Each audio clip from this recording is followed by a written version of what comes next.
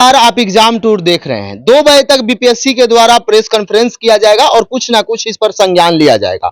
इधर विद्यार्थी परेशान है, जिनका भी बापू परीक्षा केंद्र में पड़ा था एग्जाम, वो लोग परेशान है।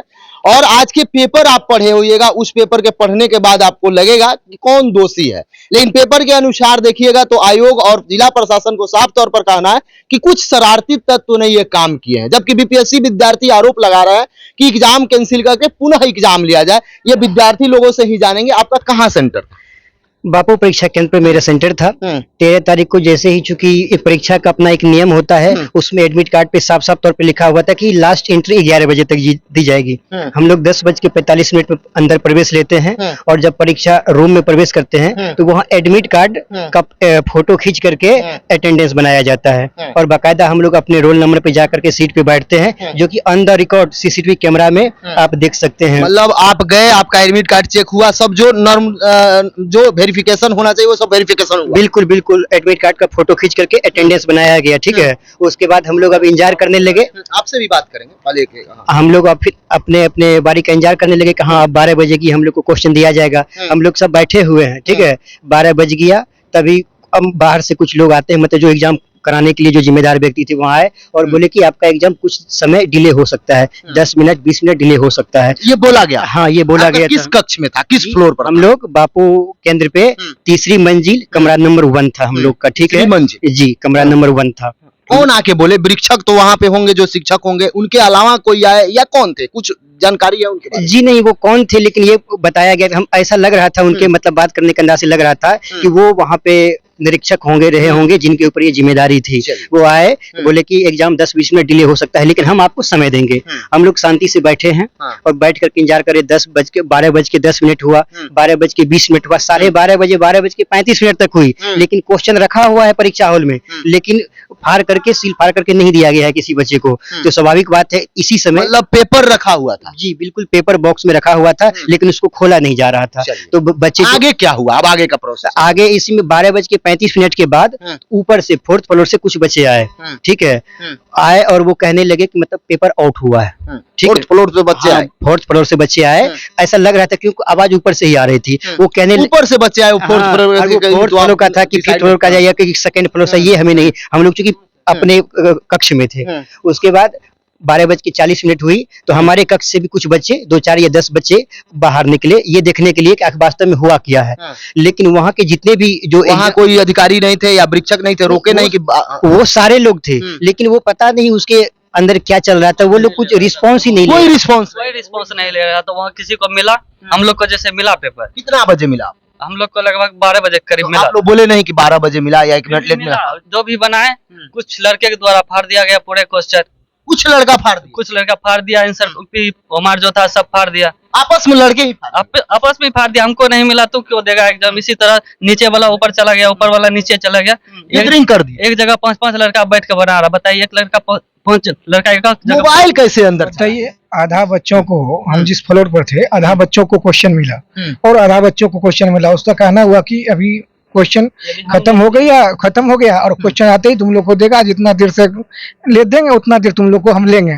लेकिन ऐसा नहीं हुआ और हम नहीं माने, हम लोग वेट करते रहे। लेकिन जो आधे बच्चे को जो मिला, वो लोग ग्रुप में 5-10 का ग्रुप मिला के अपना सब बना रहा था। अब आप लोग डिमांड क्या करते हैं? चूंकि 2 बजे तक कुछ ना कुछ इस पर फैसला आने वाला है, क्या आप चाहते हैं? हाँ बोलिए। हम लोग का डिमांड है, देखिए आयोग अध्यक्ष महोदय कह रहे हैं कि और जिला पदाधिकारी कह रहे हैं कि एग्जाम शांतिपूर्ण हुई है, जबकि रिकॉर्ड किया हम लोग 2:30 2:30 बजे पेपर मतलब परीक्षा हॉल से बाहर निकले, तब तक हम लोग को क्वेश्चन ही, मेरे 273 बच्चे एक रूम में बैठे हैं, किसी बच्चे को क्वेश्चन नहीं दिया गया।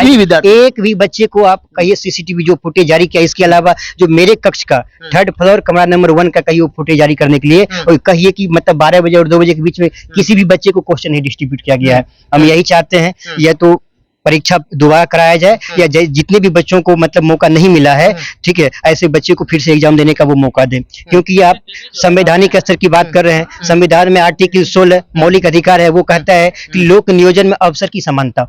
ये कैसी समानता है? एक बच्चे परीक्षा दे रहे, दूसरा बच्चे का पेपर तक नहीं, हम लोग को पेपर अभी तक देखने का नसीब नहीं हुआ कि वास्तव में पूछा किया गया है। आपको अपना नहीं मिला? आपका किस हॉल में था?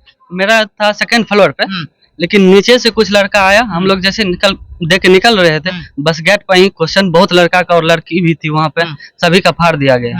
आपका किस पर था? वही सेकंड फ्लोर पर था, आधा बच्चों को मिला था पेपर।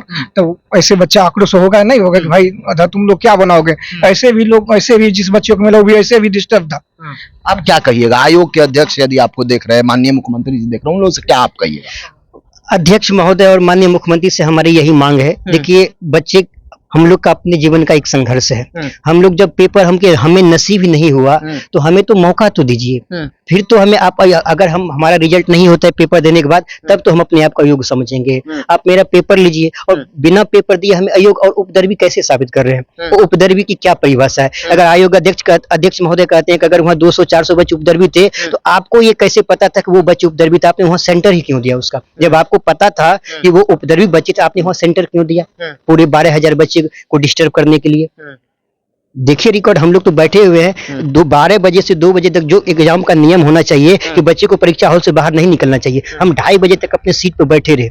मैं दावे के साथ कह सकता हूँ, अगर उम्मीद है 2 बजे कोई प्रेस कॉन्फ्रेंस हो तो आप लोगों के लिए निर्णय लिया जाए। जी, हमें तो उम्मीद है कि अपने देश में न्याय की बात होती है और हमें पूरा भरोसा है कि हम सबों को न्याय मिलेगा। अगर न्याय नहीं मिला तो अपने न्याय के लिए हाई कोर्ट से लेकर सुप्रीम कोर्ट तक हम लड़ेंगे, लेकिन हमें न्याय चाहिए।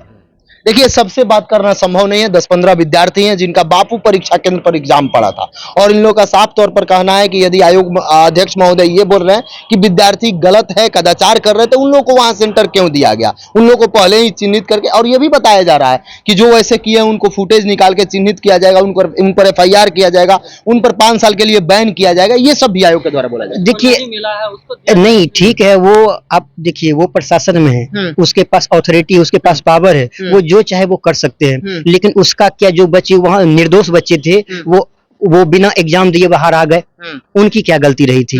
लेकिन देखिए, कोई भी घटना घटती है, हर घटना के पीछे कुछ ना कुछ कारण होता है। बच्चे इतने भी पागल, इतने भी उपद्रवी नहीं है कि बिना किसी वजह से वो किसी घटना को अंजाम दिया होगा। और अगर कोई वजह हुई है तो उसके पीछे वहां के मैनेजमेंट है। मैं पूरे दावे के साथ कह सकता हूं, जितने भी परीक्षा हॉल में पेपर नहीं डिस्ट्रीब्यूट किया गया, आप कहिए एक रिकॉर्ड CCTV फुटेज जारी करने के लिए, और दूध का दूध और पानी का पानी हो जाएगा कि वास्तव में गलती, मतलब सभी का फुटेज जारी हो। बिल्कुल, मैं चाहता हूं कि सारे रूम का वो फुटेज जारी करे। अभी आज मैं देख रहा था कि किसी एक रूम का फुटेज जारी कर दिया गया, तो वास्तव में आप जब देखिएगा वो पता नहीं लगता है सेकंड या फर्स्ट फ्लोर का वो जारी किया गया। हम कहते हैं कि जो 3rd, 4th, 5th फ्लोर जहां बच्चे को क्वेश्चन दिया ही नहीं गया है, अगर है तो वो फुटेज जारी करे, जिसको पूरा दुनिया देखेगा, पूरा भारत देखेगा, अपना राज्य भी देखेगा वास्तव में हुआ क्या था। आप क्या विचार रखते हैं? इन लोगों का डिमांड है कि इन लोगों का एग्जाम फिर से लिया जाए। क्या आप जहां अलग सेंटर पर दिए हैं वो लोग क्या होगा? क्योंकि बहुत सारे विद्यार्थी मेरे पास ये भी कॉल कर रहे थे कि यदि एक सेंटर का कैंसिल होता है तो यहाँ एक जिला का जितना जनसंख्या था उतना इसमें दिया गया है। 10,000 कहीं 15,000 हर एक जिला में दिया गया था, जबकि बापू परीक्षा केंद्र पर 12,000 विद्यार्थी थे। दूसरी बात यह है कि अब इन लोगों का प्रश्न अलग होगा, यदि कैंसिल करके एग्जाम लिया जाता है तो सभी के साथ न्याय नहीं हो पाएगा। इसलिए BPSC आयोग से निवेदन है, और आप क्या विचार रखते हैं कमेंट बॉक्स में जरूर कमेंट करें। यदि आप एग्जाम टूर पर नए हैं, चैनल को सब्सक्राइब कर लें, लोगों में शेयर करें। जय हिंद।